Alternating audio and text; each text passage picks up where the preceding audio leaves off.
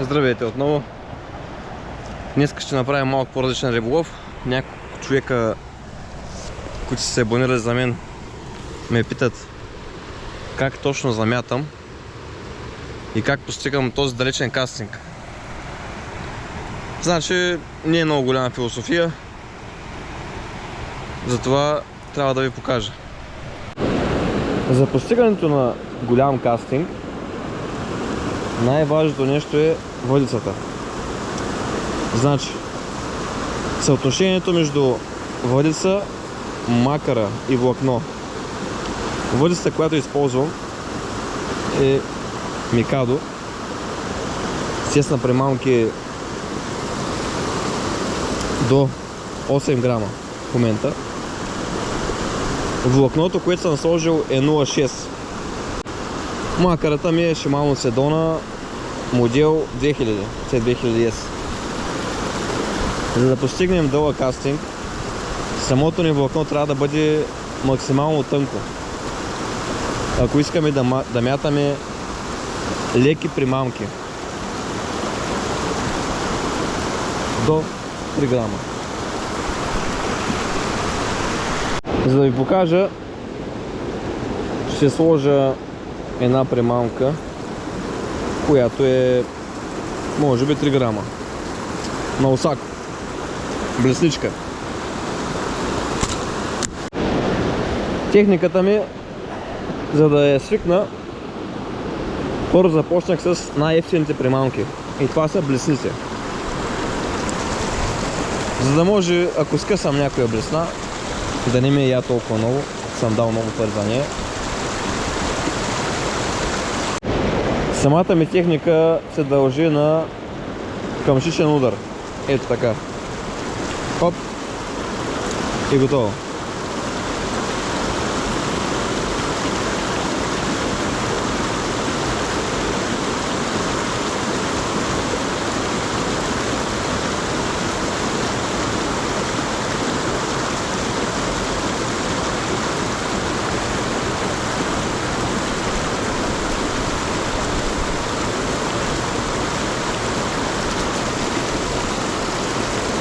Ето, пробваме пак.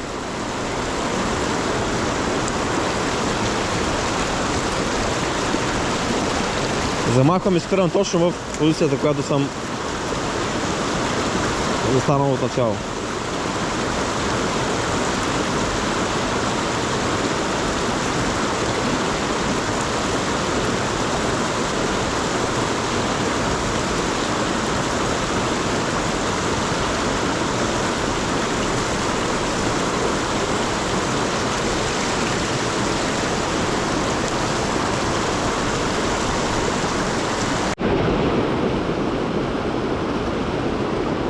Ако използваме дебело влакно, например 0,10 мм,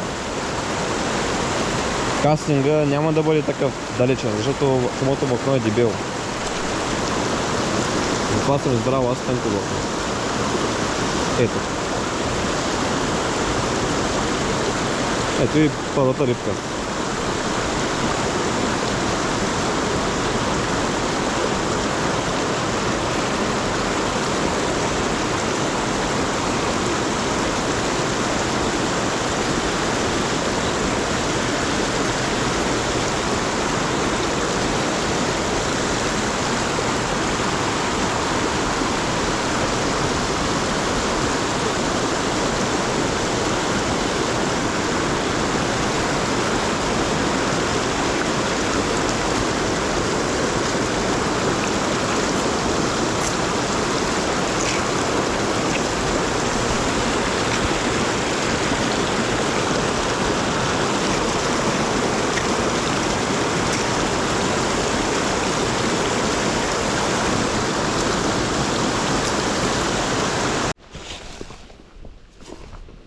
Ето, замятане. Къмшичен удар. Хоп. И водим.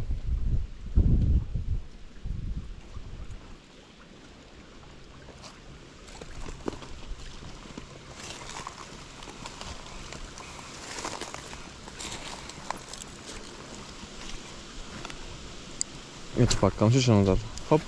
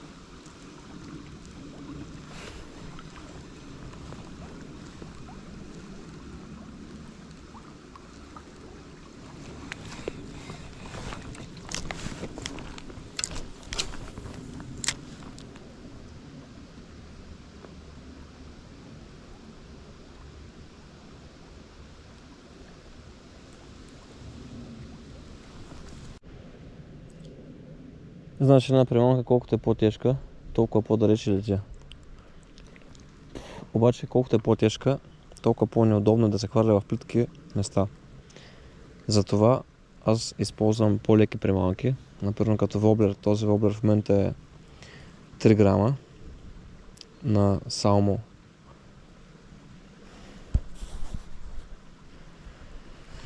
И за да постигна далечен кастинг, трябва да използвам по-тънко влакно. Ето.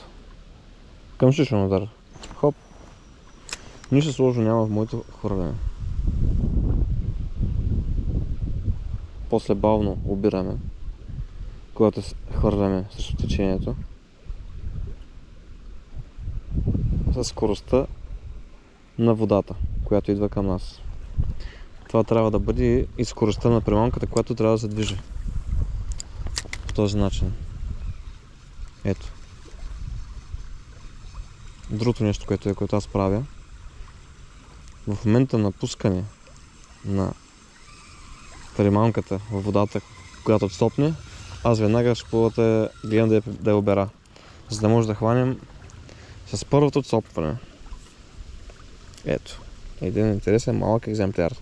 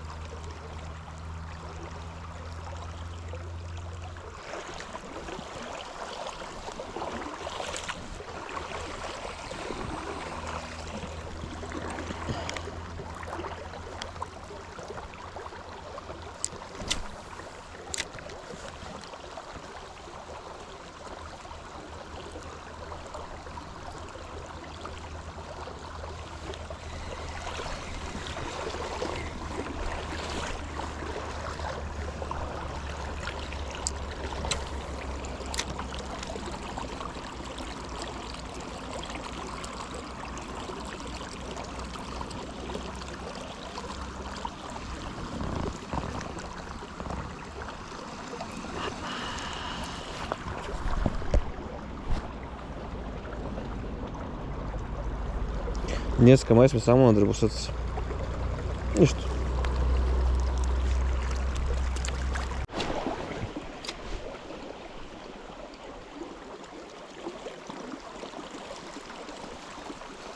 Ето го.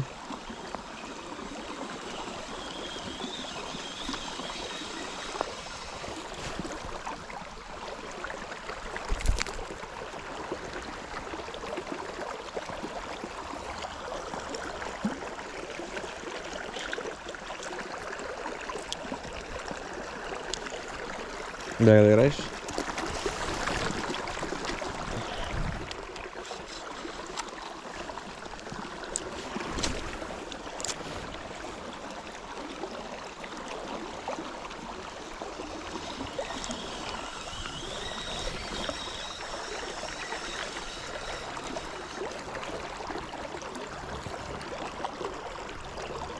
Направо е ужас.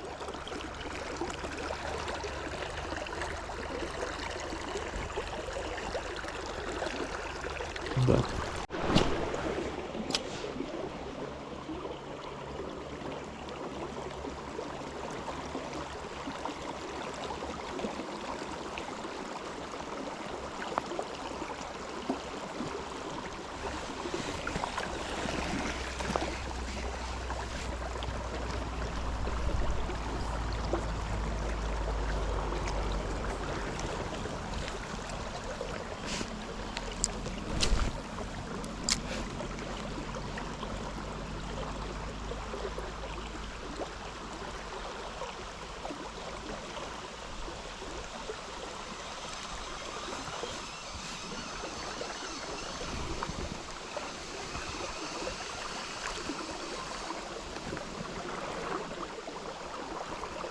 Направо голям кеф.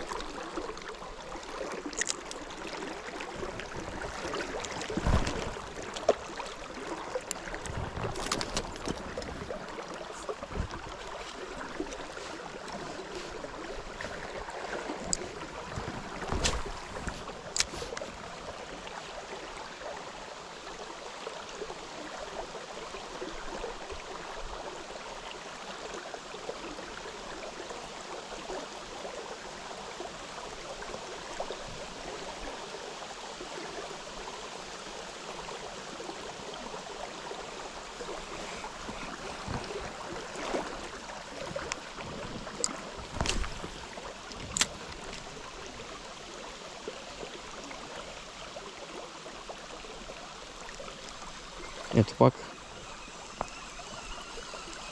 Днеска мен отново ще ги разбивам бройките.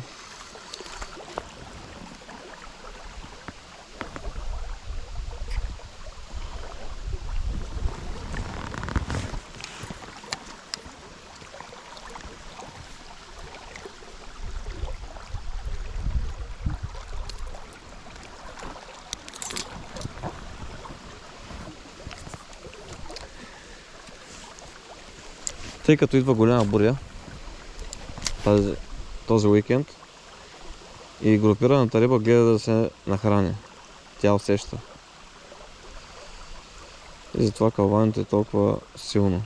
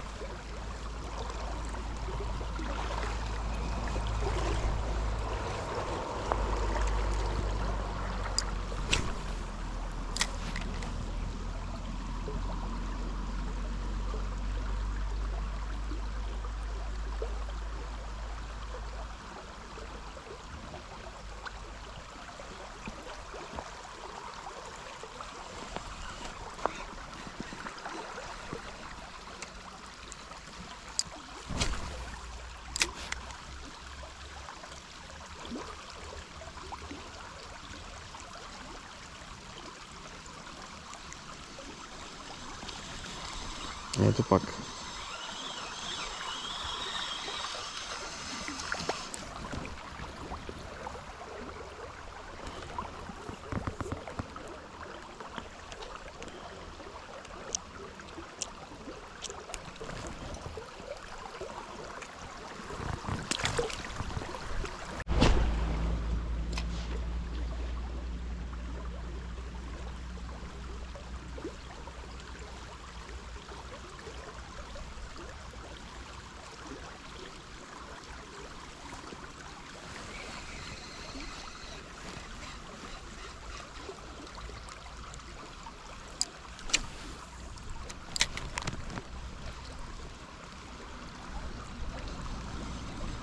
Ето го пак.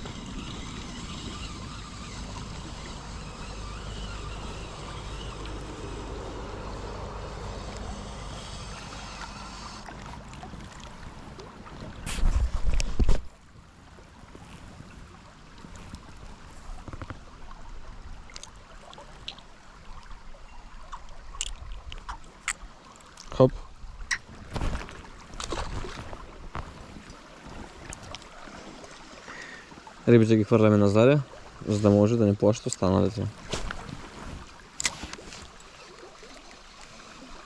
Не знам, това е някаква касапница. Хвърляш и вадиш, хвърляш удар, хвърляш удар.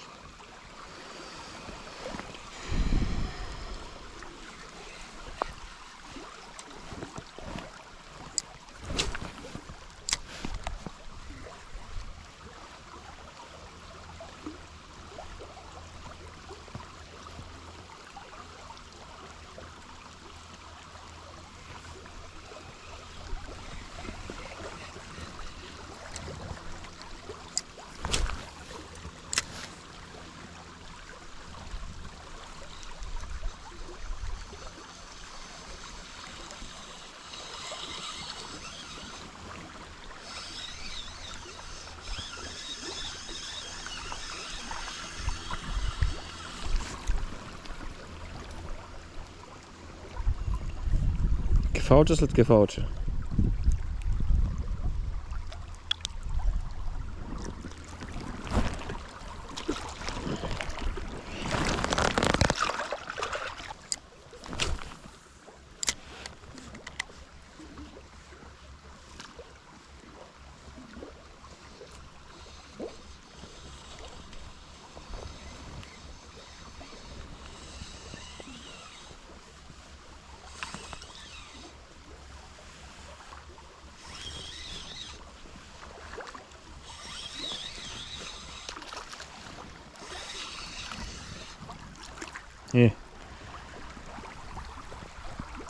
Това вече е малко по-голямо кефалче.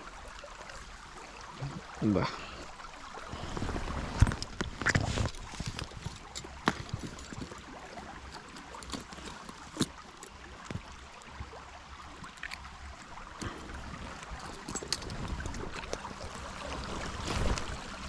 Айде. Бяга да играеш. Да станеш по-голям.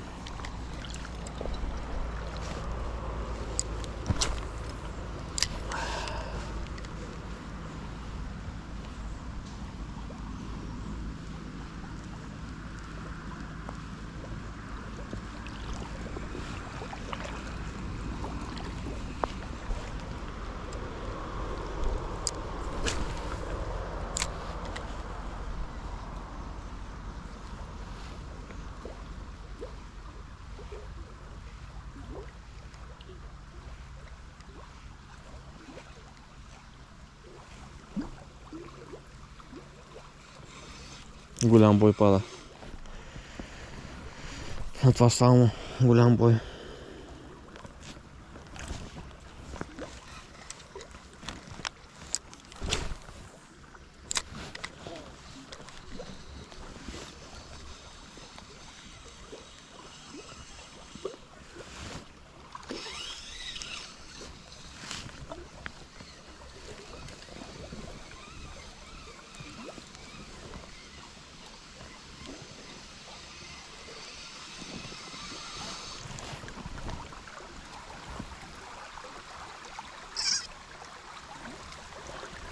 Спокойно, приятел.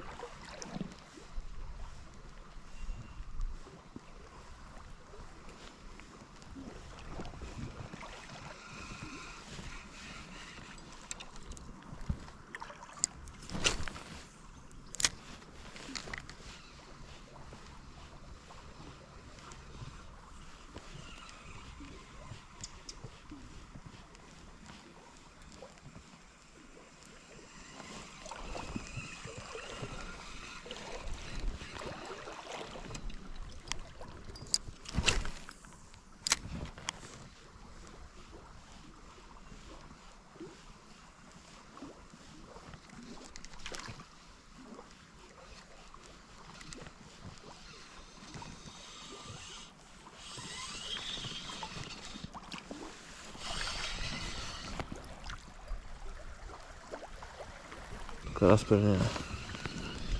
Да спирам това, като занимаваме.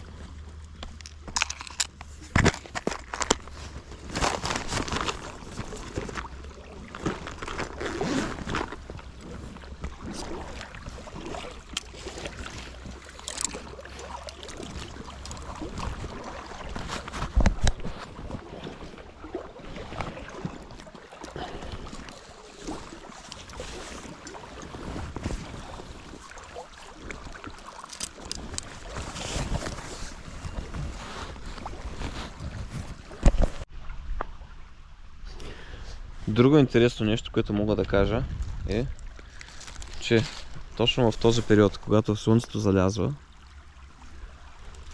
рибата е най-активна, защото се готви за нощта. Гледа да се нахрани бързо, защото през кефала тя не е много от нощните риби, които атакуват, особено малките кефалчета. И затова са доста гладни и игриви. Споделих този мой опит с вас. Надявам се нещо да сте научили. Както ви обясних, практикувам white spinning.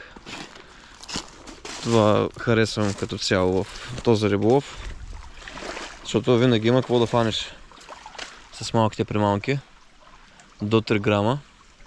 Използвам воблери, блесни, клатушки до 3 грама. И въдиците, които лова с тях, също така. Слънцето вече почти залязва. Време е да приключвам и да изкача този боер, за да стигна до колата. Винаги се навирам в някакви такива труднодостъпни места, защото тук рибата се събира, не се плаши от околните, защото хората, които ловят на пувка, чупат клони. Това беше всичко от мене. До нови срещи!